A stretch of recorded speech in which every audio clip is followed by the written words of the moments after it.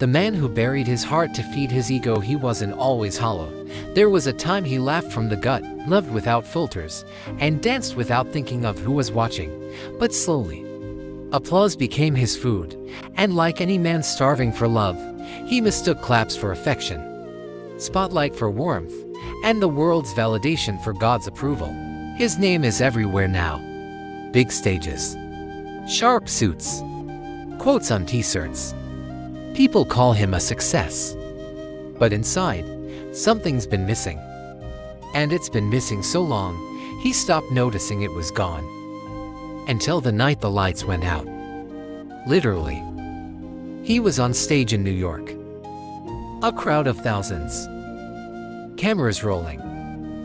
He opened his mouth to speak, then boom, darkness. A citywide blackout. For the first time in years, no one could see him. And that's when he saw himself, standing alone in the void. No camera, no mic, no echo, just silence. He whispered, "Is anybody there?"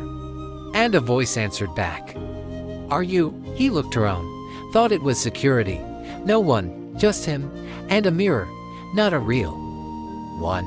A strange, full-body mirror in the middle of the stage that definitely wasn't part of the set. He walked toward it. His reflection didn't follow. It just stared. Eyes different, warmer, wilder. Like someone who still had a soul. The mirror said, "I remember who you were before the world got loud." "Do you?" He laughed nervously. "Is this a prank?" The mirror blinked. "Is your life?"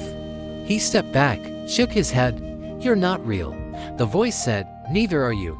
Suddenly, scenes flashed inside the mirror. His first heartbreak, his mother's prayers, that poem he wrote at 17 and never showed anyone. His real voice, not the public one, the one that cracked when he spoke about pain. He wiped his face. "Why now?"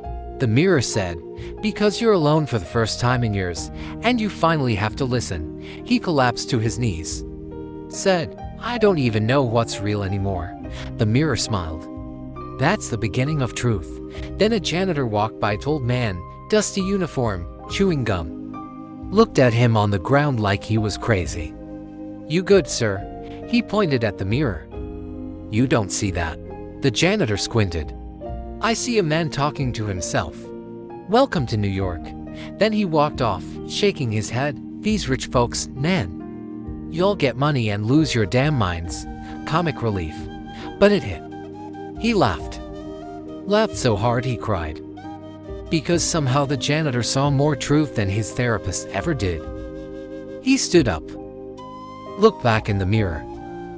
His reflection finally matched the real him. No performance. No filter. Just a man, breathing. The lights came back. Crowd roared. But he stood still, quiet. Eyes open. And when he finally spoke, his voice was different, a slower, deeper, raw. He said, "I've been feeding my ego while starving my soul. But the truth is, ego never loved me. It used me. And I let it." The crowd went silent. He continued, "Tonight, I met the part of me I buried. The one that was too soft for this world, too poetic for metrics, too emotional for algorithms. But that was the real me." He dropped the mic, walked off, took the long way home, called his sister, listened to an old jazz record, slept for the first time without pills. Next day, he showed up at a local poetry night. No cameras, just people. He read that poem he wrote at 17. They clapped. But he didn't need it. Because for once, the applause inside was louder than the applause outside. He realized, if you bury your heart to feed your ego, one day you'll wake up full, but lifeless. Fame without peace is just noise. Success without self is just survival. So if you're listening to this, ask yourself, when the lights go off, who are you really? And if you don't like the answer, good. That means you're still alive enough to change it.